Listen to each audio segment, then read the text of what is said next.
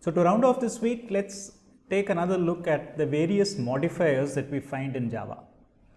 So remember that Java uses many modifiers because object-oriented programming introduces many features connecting the different types that we use in our programs. At the first level, because we want to encapsulate the data in our data types, we need to distinguish what is private from what is public. So the most common modifier that we find is public and private. Then in a very strict object-oriented language like Java, everything has to be defined in the context of a class. And remember that normally functions that are defined within a class exist only with respect to an object of the class. So you have to first create an object, and with each object you have associated with it the methods that are defined for that object in that class. But sometimes we need to create functions and variables that exist without having created objects, and so we use the term static for that. And we also want to now allow some variables to be defined and not modified, so some kind of constants. So we have the term final. So these modifiers can be applied to classes, they can be applied to instance variables, they can be applied to methods. So let's look at some examples of situations where different combinations of these make sense. So we have seen some standard combinations. So let's look at some perhaps non-standard combinations to understand why these things can be used in a meaningful way, even in situations which we do not anticipate right up front. So let's begin with public and private. So as we said, public and private is needed for a faithful implementation of encapsulation. So typically, what we would expect is the instance variables, that is, the variables that define the state of an object, are labeled private. And then we have public methods which allow us to access these state variables and update them. Right? So we have typically two types of methods, we said. Those which access only, so the accessor methods, they only query the information, they don't change anything. And then we have those which actually update the information, and these we call mutator methods. So what would we do, for instance, if there was a private method? A private method cannot be called from outside the class. So why would anybody want a private method? So to understand this, let's look at a typical example of an abstract data type using a class. So here is a very simplistic implementation of a stack. So we are implementing a stack as an array of values. So these are all integer values. So this is an array, a stack of integers. And we maintain along with this integer array two quantities: the index of the top of the stack, TOS, and also, because as we will see, this array is going to be dynamic in some sense, we will also maintain what is the size of the stack. Okay, so we have two quantities in addition to the array. We have the index, which is natural because this points to the top element of the stack. This is where the next update is going to happen. And we are also maintaining the size of the stack.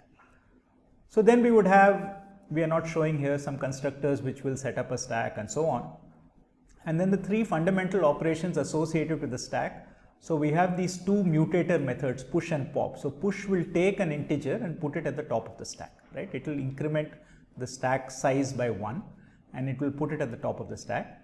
And pop will tell us what is at the top of the stack and remove it. So pop reduces the content of the stack by 1. And finally, we have a accessor method which just tells us whether this array contains anything or not. So it just checks whether the top of the stack is pointing to the initial position. So the way we have done it, the TOS points to the next position that is going to be filled on the stack. So when it's the empty stack, the top of stack is pointing to index 0. So the first element that we push onto the stack will go into index 0, and then top of stack will go to 1. Right? So this is a very simple implementation of a stack. So what we have to be careful about is what happens, for example, in push. Right? So we have an array, and an array is of a fixed size. So clearly there will be a situation where we push a lot of values and the array size is exceeded. So push needs to check if the stack has space. Right? So that's why we are using this size. Right? So the size is kind of the static limit of how many values we have. So essentially this is, if it was an array, it is values.length. Right? So we can think of size as being the length of the current array that we have. And so long as the top of stack is below that, remember the top of stack is the place where we are going to put the value. Then if it is anything up to the length -1, we can update that position to be the new value we are pushing and then make it the next one, right? But what happens if we cross, right? So what happens if we go to the position beyond the length of the stack, right? So we have some kind of a stack overflow, so we have to deal with it. So of course, one simple way to deal with it is just to prevent or to deny this push, to say that this push is now invalid because we've exceeded the content of the stack. But a more graceful way to deal with the stack overflow is to actually expand the stack, right?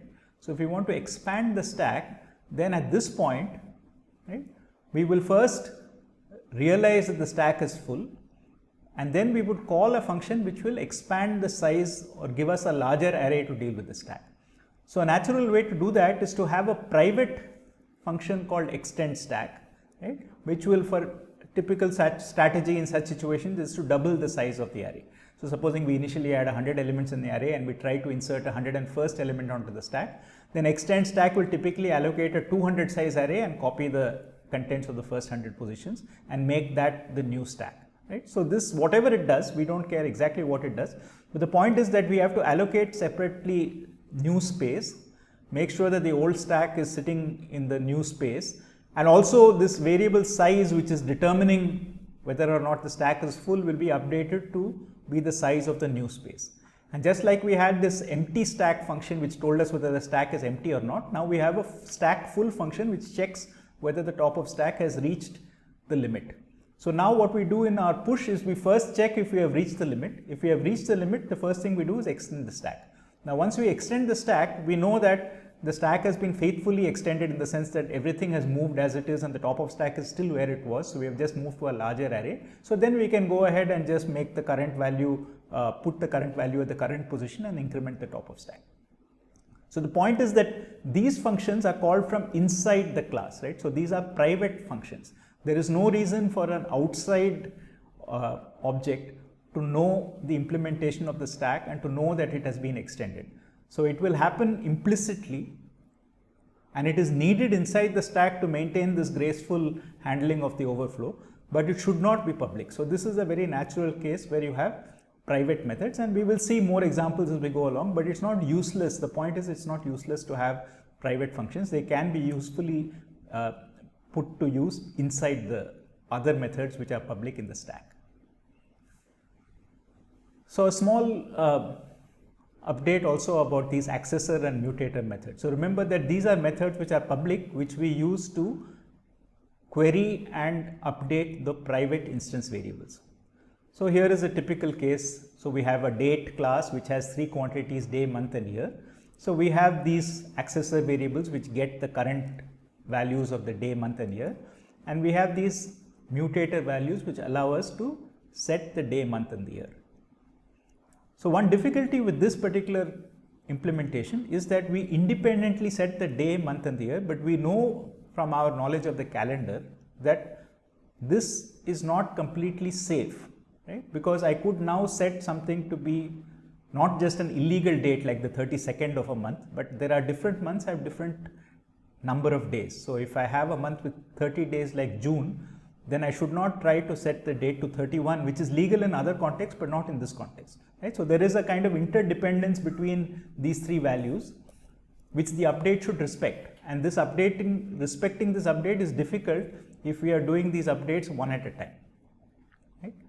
So we should not allow the user to actually separately set these. Similarly, for instance, February of 29th of February is normally not allowed, but if it is a leap year, it is allowed. So in that case, we need all 3 quantities, not just the day and the month. We need to know the year is a leap year. In that case, 29th of February is a legal date.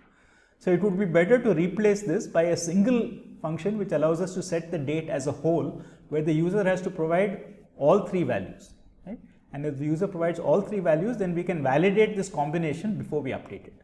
So when we design our accessor and mutator methods, we also need to make sure that we are not blindly just allowing updates of individual fields, but also maintaining some kind of internal consistency that we require between these fields.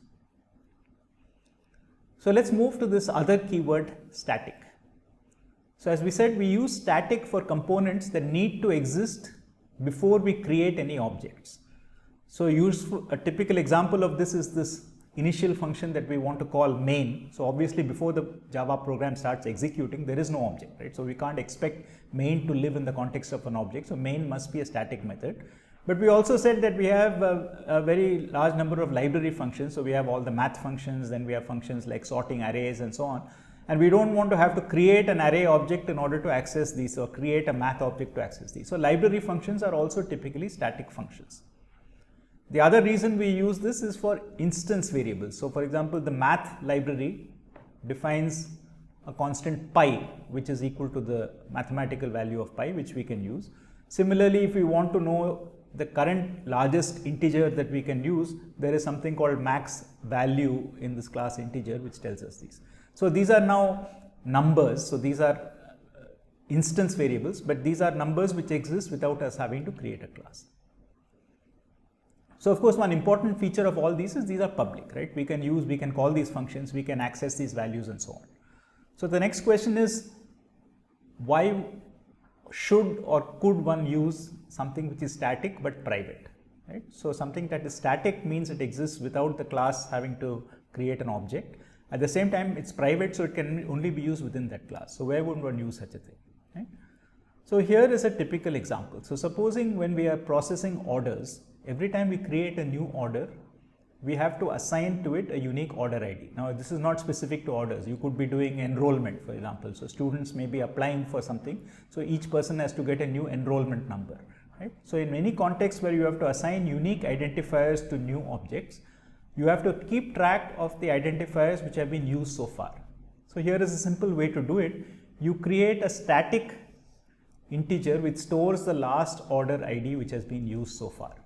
So now in the constructor, so this is the constructor, when I create, so each order has its own private order ID which is associated with that order. So when I construct an order, the first thing I do is I increment this last order ID so that I get a new one. And then I set my order ID to be this one. So as a result of this, at any given point, that last order ID points to the last one that has been used. So if you increment it by 1, assuming of course you don't overflow beyond the largest integer that it can store, if you keep incrementing it, each new order is guaranteed to get a new order ID. So this being a private static field, what it means is that it is independent of the objects. So in practice, what it means is that this value is created when the class is defined, and it is shared by all the objects. So all the objects have access to the same value last order ID. It's a single memory location. So whenever any object in this class tries to query it or update it, it will work. At the same time, it is private. So it's only available within this class. So only objects of this class can look it up and update it, right? So it's not available outside the class, but it is a useful thing to keep track of dependencies between objects in the class. So this is one example where you want to create an order ID. There are other examples you can imagine. One example is to keep track of the number of objects, for instance. You can just, so this is implicitly doing that. Every time you create an object, you are incrementing the order ID. So you're also keeping track of how many objects were created. But you can also do this for function calls. You could have individual methods and you could keep track with a counter, a static counter, which tells you across all the objects how many times a given function was called, right? For a given object, it can keep track of it inside itself. But for all the objects, if you want to keep track across all objects of a given type, how many times a function was called, then you need a counter which is static. You can use this, for instance, to see which functions are used more often than other functions, some kind of code profiling as it's called. Now, one thing to keep in mind when we have this kind of shared update, right? So remember, this last order ID is being updated by all objects of this class. So what if you have a system which is, say, a web-based system where people can create an order? So supposing it's an online shopping cart, right? Online shopping site. So there might be two users in different locations who are trying to order something at the same time. So they are completely independent users. There is no correlation between them in terms of what speed they work at and in what time sequence they work. So if both of them try to create an order, there could be a situation where both of them look up the current last order and both increment it to the same value. So this is a problem that we will look at in much more detail as we get to the second half of this course.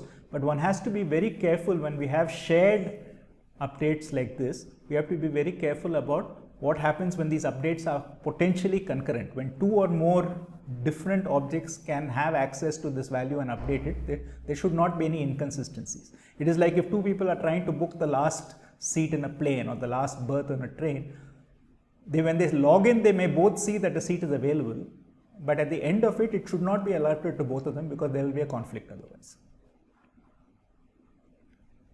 The other keyword or modifier that we have seen is final. Right? So final, as we said, is Java's way of saying that something is fixed. It cannot be updated. So we typically use it in a public static form for these kind of constants. So we don't just want math.py to exist independent of an object being created. We also want it to be the same value, and we should not allow the user to change it. The same with this max value in the class integer. So these are fields which exist statically, that is, you don't need to create an object, but also if you try to reassign them, because they are final, the Java compiler will flag an error. So this ensures that you never change the value of these things accidentally in your code. So these apply for variables. So what would it mean for a method, right? So supposing I say that a method is final, then presumably it says its value cannot be updated. Now in a language like Python, as you are running along in your code, at some point you can introduce a def, right? So you could have a definition of a function here, and then you can redefine it, and then henceforth Python will use a new definition.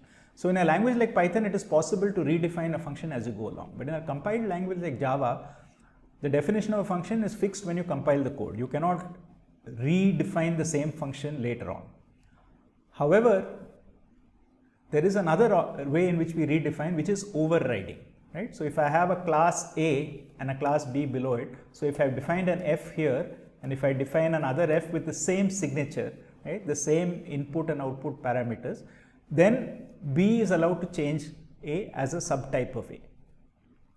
So if I make F to be a final function in A, then this is not allowed. So this is one way of controlling that subtypes cannot redefine a method in a parent type. So this is one way of controlling what happens when you subtype. Okay. So that is a kind of not obvious use of final. So final for a constant makes sense. Final for a function does not prima facie make sense because you cannot update the value of a function in a language like Java. But because of overriding through this subtype mechanism, it is something that we need to be able to control. So to summarize, we have a lot of modifiers in Java which arise because of the complexities involved with object-oriented programming. So private and public are natural consequences of having encapsulation, and you usually want your variables to be private, your functions to be public. But as we saw, sometimes it's useful to have some internal methods inside a class which allow us to do something like helper, like extending a stack. So private methods do make sense. So private and public, these are all different things. You can combine them in different ways. So you can take private and public and combine it with static and combine it with final, and these all are in different dimensions, so to speak. They don't interfere with. So something is either private or public. But having declared it private or public, it can be static or not static. It can be final or not final. So private static instance variables are useful for some kind of bookkeeping within a class for objects across that class. So we saw this example where we wanted to maintain some kind of a global serial number across all the objects. So we wanted to assign an order ID which is distinct for every order. But as we mentioned, we could also be keeping track of function invocations and trying to see, for instance, how many times across all objects a given function is called, and this could help us with this kind of profiling to find out how a particular class is being used by other classes. So similarly, final is usually used for constants, right, to declare constant values that should not be changed, like pi or maximum value in an integer and so on. But in a context of a method, it means that this method cannot be overridden by a subclass. Okay? So this is one way of controlling what happens when we do subclassing. Now these modifiers can also be assigned to classes. So we have talked mainly in this unit about modifiers attached to methods and to instance variables. So for instance, what would a private class mean? Right? So it is possible to have private classes, and we will talk about this a little later.